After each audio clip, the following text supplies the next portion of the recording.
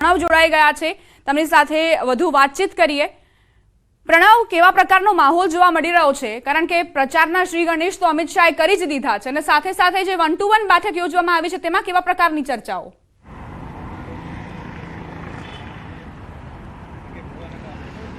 ચોક્કસ માની શકાય કે કેન્દ્રીય ગૃહ અને સહકારિતા મંત્રી અને સાથે ગાંધીનગર લોકસભાના જે ઉમેદવાર છે અમિત શાહ તે પોતાના કાર્યાલય પર પહોંચ્યા છે, કારણ કે તેઓ વહેલી સવારે જ જે કહી શકાય કે ચૂંટણી પ્રચારની શરૂઆત તેઓ કરી હતી। જે મેમનગર ખાતે આવેલું જે હનુમાનદાદાનું મંદિર છે તે મંદિરે જઈને તો દર્શન કર્યા હતા, ત્યાં તેઓ પૂજા વિધિ કરી હતી અને પૂજા વિધિ કર્યા બાદ તેઓ પોતાના જે કાર્યાલય છે જલસા પાર્ટી પ્લોટ કહેવામાં આવે કાર્યાલય ઉપર પણ દ્રશ્યો આપણે બતાવી રહ્યો છું। બહારના દ્રશ્યો છે કે અંદર તમામ જે અગ્રણી નેતાઓ છે, જે વિધાનસભા દીઠ જે નિરીક્ષકો છે, ઇન્ચાર્જ છે, એ તમામ લોકો એ બેઠકની અંદર ઉપસ્થિત છે। 1-to-1 બેઠક છે, અમિત શાહ તમામ લોકો સાથે કરી રહ્યા છે અને સમગ્ર જે લોકસભા ક્ષેત્ર છે તેમાં જે 7 વિધાનસભાઓ આવી રહી છે, સાથે 7 વિધાનસભાના જે નિરીક્ષકો છે, જે ઇન્ચાર્જ છે, એ તમામ લોકો સાથે 1-to-1 મુલાકાત કરીને ફીડબેક લઈ રહ્યા છે કે કયા મુદ્દાઓ લઈને ત્યાં જવાનું છે, સાથે જ જે લીડ સૌથી વધુ વધે તે પ્રકારની રણનીતિ કઈ રીતે બની શકે ભારતીય જનતા પાર્ટી તરફથી। કારણ કે CR પાટીલે તો કહ્યું છે કે દરેક લોકસભા જે બેઠકો છે તેમાં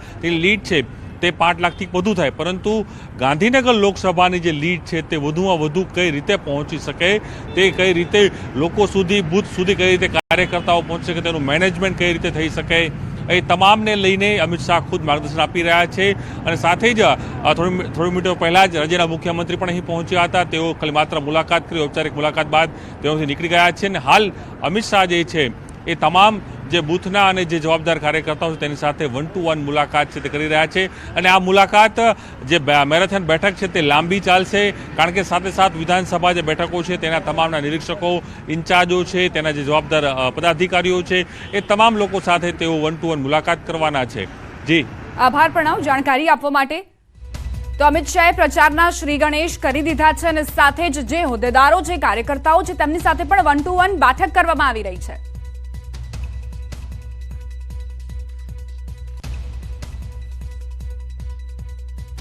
હવે આગળ વાત કરીશું લોકસભા ચૂંટણીના મહાસંગ્રામની।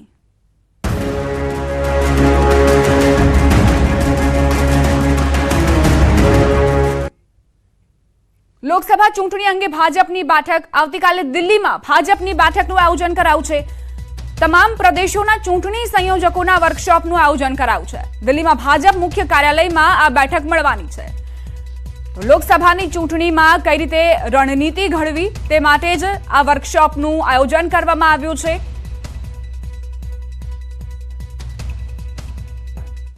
લોકસભાની ચૂંટણી પહેલા સાબરકાંઠા કોંગ્રેસમાં ભંગાણ, તલોદ કોંગ્રેસના નેતાઓ કાર્યકરોના કેસરિયા, તલોદ શહેર કોંગ્રેસ સમિતિ પાલિકાના પૂર્વ પ્રમુખ રંગુસિંહ સોલંકી સમર્થકો સાથે ભાજપમાં જોડાયા।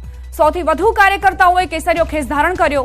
પૂર્વ પુરવઠા મંત્રી ગજેન્દ્રસિંહ પરમાર, જિલ્લા પ્રમુખ કનુભાઈ પટેલના હાથે ભાજપનો ખેસ ધારણ કર્યો। હજુ પણ કેટલાક વધુ કાર્યકર્તાઓ જોડાય તેવી શક્યતા છે।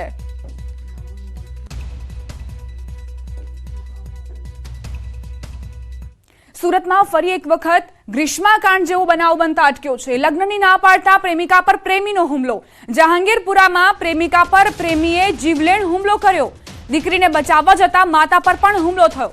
છરીથી હુમલો થયો હોવાની જાણકારી છે। પોલીસે ફરિયાદના આધારે પ્રેમી પ્રતીક મનોજ પટેલની હત્યાના પ્રયાસના કેસમાં ધરપકડ કરી છે।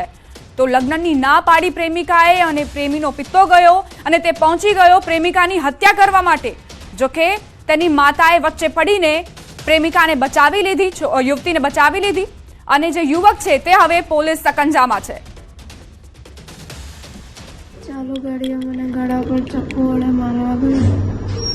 મારી ગાડી ની સ્પીડ હોવાથી એ મને પહેલાં મારી ન શકી, પછી એણે ગાડી ફાસ્ટ ચલાવી, મારી ગાડીને લાત મારી, ત્યારે અમે નીચે પડી ગયા ને પછી એણે ચપ્પુ વડે મને ઘા કર્યા। ત્યારબાદ મારી માતા મારું રક્ષણ કરવા જતા તેણે મારી માતા પર પણ જાન લેવા હુમલો કર્યો। દીકરીઓ ગાડી ભગાવતા અને ગાડીને લાટ મારી ગાડી ફેંકી દીધી હતી અને અમે હજી સભાનો ઊભા થઈએ પહેલાં એણે મારી દીકરીનો ઉપર અટક કરી દેવા માંડ્યા। અને બચાવવા પ્રયત્ન કરતા એમણે મને ચપ્પુએ મારા પર હુમલો કર્યો.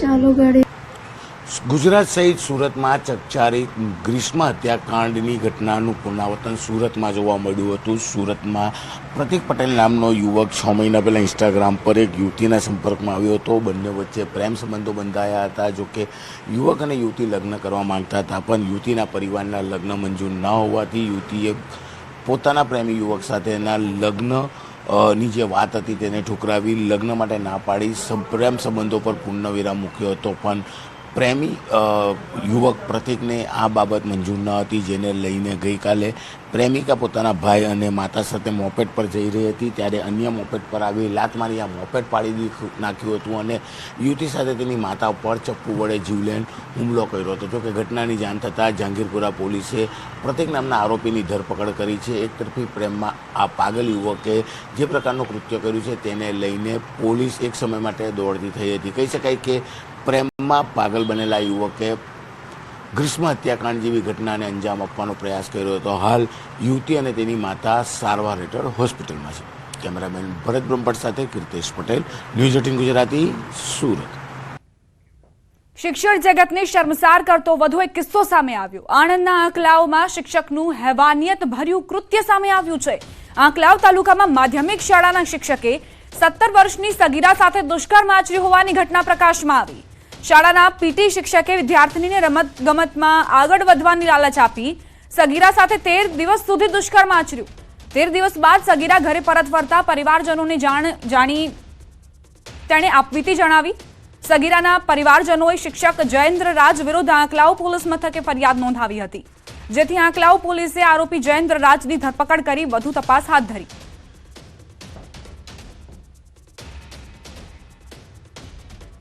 અમદાવાદમાં ફ્લેટમાં આગ લાગી, જેમાં એકનું મૃત્યુ થયું છે અને 210ને બચાવાયા. જહાપુરા ફતેવાડીમાં મેટ્રો મેન્શન ફ્લેટમાં આ બનાવ બન્યો. આગમાં એક વૃદ્ધાનું મૃત્યુ થયું. ભીષણ આગમાં 20થી વધુ વાહનો પણ બળીને ખાખ થયા. ફાયરની ટીમે 210 લોકોને સુરક્ષિત રીતે બચાવ્યા. ફાયરની ટીમે આગ પર કાબુ મેળવી લીધો છે. અસામાજિક તત્વોએ આગ લગાડી હોવાનો સ્થાનિકોએ આરોપ મૂક્યો, જે બાદ વેજલપુર પોલીસે એકની ધરપકડ કરી છે.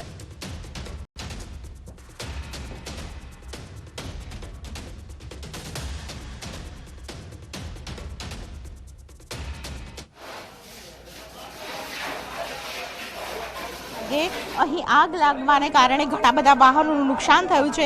આપ જોઈ રહ્યા છો અસંખ્ય ટુ વ્હીલર અને તેની સાથે રિક્ષાને જે પ્રકારે નુકસાન થયું છે તેના કારણે અહીંના લોકો જે ભયભીત થઈ ચૂક્યા છે. કેટલાક લોકો છે તેમની સાથે વાતચીત કરવાનો પ્રયત્ન કરીશું, કારણ કે જે પ્રકારે આગ લાગી તેના કારણે અનેક લોકોનો આક્ષેપ છે કે સ્થાનિક લોકોનો આક્ષેપ એ પ્રકારનો છે કે અસામાજિક તત્વ દ્વારા અહીં આતંક ફેલાવવામાં આવ્યો છે અને તેને કારણે આગ લાગી છે. હવે શોર્ટ સર્કિટને કારણે થઈ છે કે અસામાજિક તત્વોનો આતંક છે. સ્થાનિક લોકોને પૂછવાનો પ્રયત્ન કરીશું. શું નામ છે ભાઈ આપનું? આ બિલ્ડિંગમાં આપ રહેતા હતા કે કેમ? કોઈ ફ્લેટનું કોઈ જ આવતું નથી કે આ 70-40 સાધન બળીને ખાક થઈ ગયેલા છે. એમને પોલીસવાળા પોલીસ કેસ કર્યો, એફએસએલ રિપોર્ટ બી હજુ સુધી અમારે આવતી નથી કે અમને ઘૂસ ગયો. અમારે ક્યાં જવું? અત્યારે લાઇટ નથી, પાણી નથી. હું બહારથી આવું છું માણસ, મારી ફેમિલીને ક્યાં જતી રહું? કેટલા લોકો રહેતા હતા? અચાનક ઘટના શું બની? 70 માણસ 600 માણસ ફેમિલી રહેતું હતું. આ 600 માણસને ક્યાં છે? 600 માણસને ક્યાં મૂકવાના? બધા પોતપોતાના ઘર મકાન બંધ કરીને નાસી ગયા. કાલ બપોરે કોઈના સાથે ઝઘડો થયો છે અને ઝઘડામાં આ આગ લાગી નથી, લગાડવામાં આવી છે. તો મારું પ્રશાસનથી એક જ છે કે અહીંયા જે પણ બિલ્ડર હતા, બિલ્ડર લોકોએ ફ્લેટ વેચી નાખ્યા. સ્થાનિક લોકોનો આક્ષેપ છે કે ઇલેક્શનના માહોલમાં ન તો અહીં કોર્પોરેટર જોવા આવ્યા છે કે ન તો ધારાસભ્ય જોવા આવી રહ્યા છે. અસંખ્ય લોકો આપ જોઈ રહ્યા છો કે અહીં રસ્તે રજડી હોય તેવી પરિસ્થિતિ. 5 માળના બિલ્ડિંગમાં 70 જેટલા મકાનો છે. 200થી પણ વધારે લોકોનો રેસ્ક્યુ ફાયર વિભાગ દ્વારા રાતોરાત કરી લેવામાં આવ્યો. મહિલાઓ છે તે આપ જોઈ રહ્યા છો પોતાના બાળકો સાથે અત્યારે જે ઘટના બની તેને લઈને ભયભીત થઈ ચૂકે છે, કારણ કે અહીં મીટર પણ આપ જોઈ રહ્યા છો, તમામ મીટર છે તે સળગી ગયા છે. તમામ જે મીટરની પાસે બાઇક રાખવામાં આવ્યા હતા તે પણ સળગી ગયા છે. તેને કારણે અસંખ્ય જે વાહનો છે તેમને મોટું નુકસાન થયું છે. ઘણા બધા લોકો પોતાના વાહનોના નુકસાન જોવા માટે ખાસ કરીને અહીં આવી રહ્યા છે, કારણ કે રાતના 2:30 વાગ્યાનો જે બનાવ હતો તેને કારણે લોકો છે તે ભયભીત થઈ ચૂક્યા છે અને આ ઘટનાને કારણે પોલીસ પણ હાલ તપાસમાં લાગી ગઈ છે. કેમેરા પર્સન હિરેન શાહ સાથે દીપિકા કુમાર, ન્યૂઝ 18 ગુજરાતી, અમદાવાદ. પાટણના શંખેશ્વર નજીક ગમખ્વાર અકસ્માત સર્જાયો. 50 પાટિયા નજીક પિકઅપ ડાલુ અને વેગનાર વચ્ચે ગંભીર અકસ્માતની ઘટના બની. અકસ્માતમાં ગાડીમાં બેઠેલા 2 લોકો આગમાં બળીને ભડથું થયા. 2 ગાડીઓમાં આગ લાગતા 2 વ્યક્તિઓ સહિત ગાડી પણ બળીને ખાખ થઈ. અકસ્માતની જાણ થતાં સ્થાનિકોએ આગ પર કાબુ મેળવવા પ્રયાસ કર્યો. પોલીસે ઘટના સ્થળે પહોંચી મૃતકોને બહાર કાઢી ઓળખની તજવીજ હાથ ધરી છે. તો અકસ્માત બાદ કારમાં જે 2 લોકો સવાર હતા તે જીવતા ભૂંજાયા. પાટણમાં અકસ્માતની ઘટના બની. કારમાં આગ લાગી અને તેમાં 2 લોકોના મૃત્યુ થયા છે. શંખેશ્વરના 50 પાટિયા નજીક આ ગમખ્વાર અકસ્માતની ઘટના બની. પિકઅપ ડાલુ અને વેગનાર કાર વચ્ચે અકસ્માત સર્જાયો. મહેસાણામાં પામોલ દૂધ મંડળી પર હોબાળાની ઘટના. દૂધ ઉત્પાદકોએ મંડળી પર હોબાળો કર્યો. સસ્પેન્ડ કરાયેલા કર્મીને ફરી નોકરીએ લેતા વિવાદ થયો. દૂધ ઉત્પાદકોએ મંડળી પર જઈને રજૂઆત કરી હતી. યોગ્ય જવાબ ન મળ્યાનો દૂધ ઉત્પાદકોએ આરોપ મૂક્યો. અગાઉ વધુ રૂપિયા લેનાર કર્મચારીને સસ્પેન્ડ કરાયો હતો, જે બાદ સસ્પેન્ડ કરાયેલા કર્મીને ફરી નોકરીએ લેતા વિવાદ સર્જાયો. વિજાપુર તાલુકાની પામોલ દૂધ મંડળીમાં આ વિવાદ સર્જાયો છે.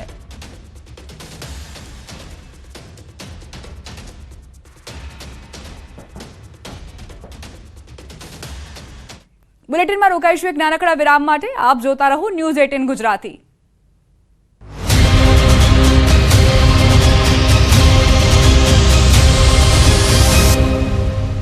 सुना है आंटी मेरी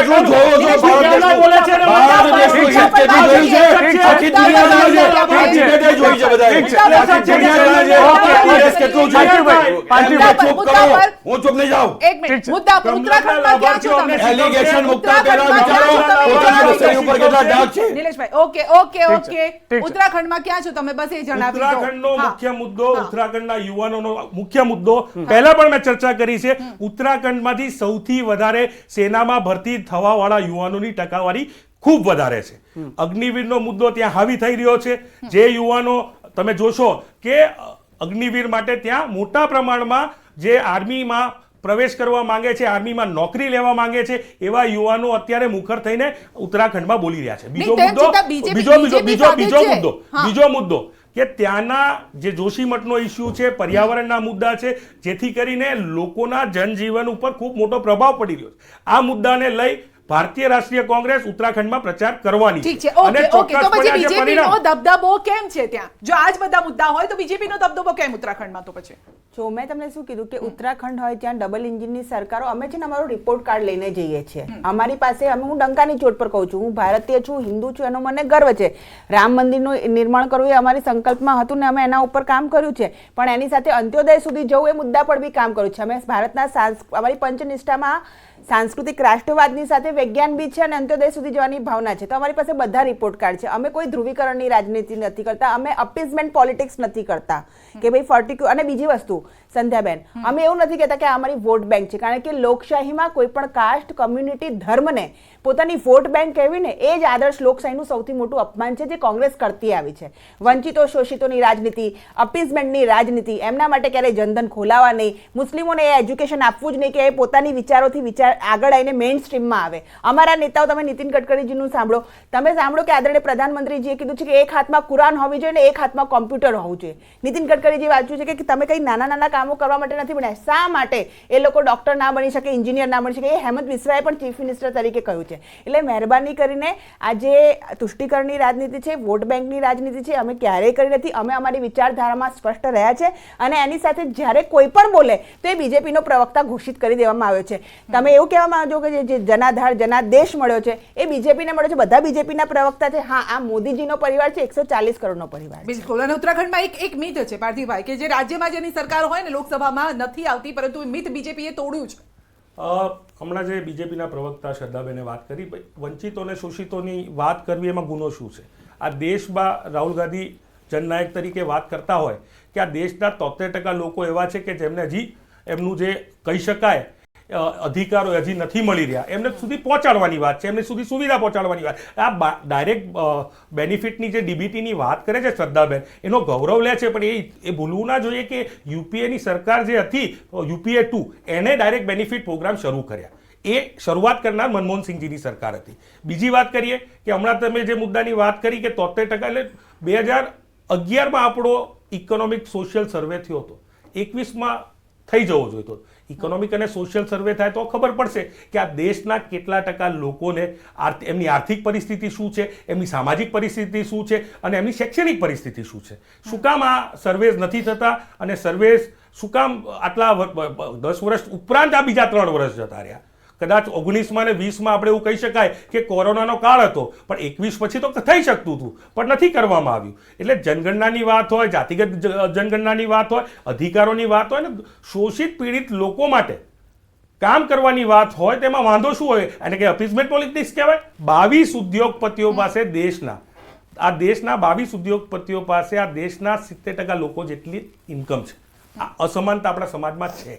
એટલે બેઝિકલી આપણે આર્થિક અસમાનતા દૂર થાય, સામાજિક અસમાનતા દૂર થાય. આજે પણ વાત એ જ છે કે ક્યાંક હજી નથી પહોંચી રહ્યું ને, ક્યાંક ને ક્યાંક સરકાર નિષ્ફળ થઈ રહી છે. તો યુવાનોને 100% તો યુવાનોને રોડ ઉપર આવીને આંદોલન શું કામ કરવાની ફરજ પડે? વાત કરી રહ્યા છો.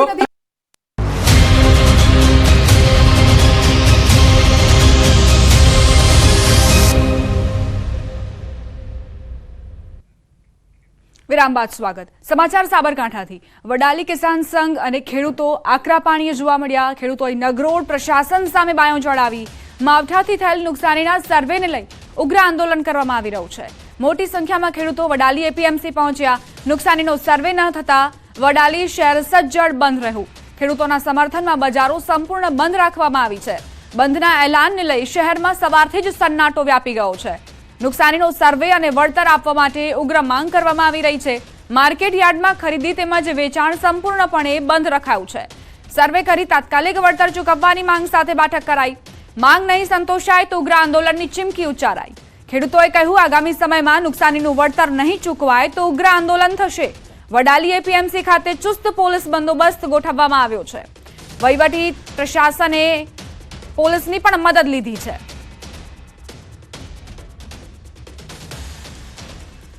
તો એક તરફ જે ખેડૂતો નુકસાની વેઠવી રહ્યા હતા અને તેમની માંગ હતી કે સર્વે કરવામાં આવે, વળતર ચૂકવવામાં આવે, એ સર્વે ન થયો અને જેના કારણે ખેડૂતો હવે આકરા પાણીએ થયા છે અને તેમણે આંદોલન કરવાનું નક્કી કરી લીધું છે. આજે સમગ્ર બજારો બંધ રહી વડાલીમાં અને ખેડૂતોની આ માંગને તેમણે સમર્થન પણ આપ્યું. સાથે જ માર્કેટિંગ યાર્ડમાં જે ખરીદ વેચાણ હતું તે પણ બંધ રહ્યું અને બંધના એલાનમાં સૌ કોઈ સમર્થન પણ આપી રહ્યા છે. અમારી સાથે અમારા સંવાદદાતા ઈશાન પરમાર જોડાઈ ગયા છે વધુ જાણકારી સાથે. ઈશાન, ખેડૂતોએ હવે નિર્ણય લઈ લીધો છે પ્રશાસન સામે બાયો ચડાવવાનો, શું વધુ જાણકારી? વડાલી ખાતે જે કમોસમી વરસાદ અને કરા સાથે વરસાદ વરસ્યો હતો, જેના કારણે ખેડૂતોને ભારે નુકસાન થયું હતું અને જે પાકનું વળતર મળે તે માટે ખેડૂતો છેલ્લા કેટલા દિવસથી વિરોધ પ્રદર્શન કરી રહ્યા છે. અલગ અલગ જગ્યાએ આવેદનપત્ર પણ આપ્યા છે, પરંતુ કોઈ યોગ્ય નિર્ણય નહીં લેવાતા અત્યારે હાલ તો ખેડૂતોએ વડાલી બંધ પાડી છે. સમગ્ર વડાલી શહેર પોલીસ છાવણીમાં ફેરવાઈ ગઈ છે અને જ્યાં સુધી સર્વે નહીં કરવામાં આવે, યોગ્ય વળતર નહીં આપવામાં, જ્યાં સુધી દિવસે દિવસે અલગ પ્રકારના વિરોધ કાર્યક્રમ પણ યોજાઈ રહ્યા છે. આભાર ઈશાન જાણકારી આપવા માટે. તો માવઠાથી થયેલ નુકસાનીના સર્વેને લઈને આ ઉગ્ર આંદોલન છેડાયું છે અને મોટા પ્રમાણમાં ખેડૂતોએ અહીં પહોંચીને પોતાની રજૂઆત કરી છે. સાથે જ તેમણે એ પણ કહ્યું કે જો પ્રશાસન અમારી માંગ નહીં સંતોષે તો હજુ પણ વધુ મોટા પાયે આંદોલન કરાશે.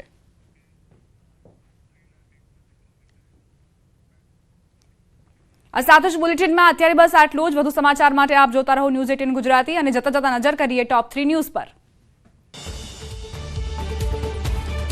ભાજપમાંથી સસ્પેન્ડ કરાયેલા દેવુબેન જાદવ અને મનસુખ જાદવ પર વધુ એક આરોપ.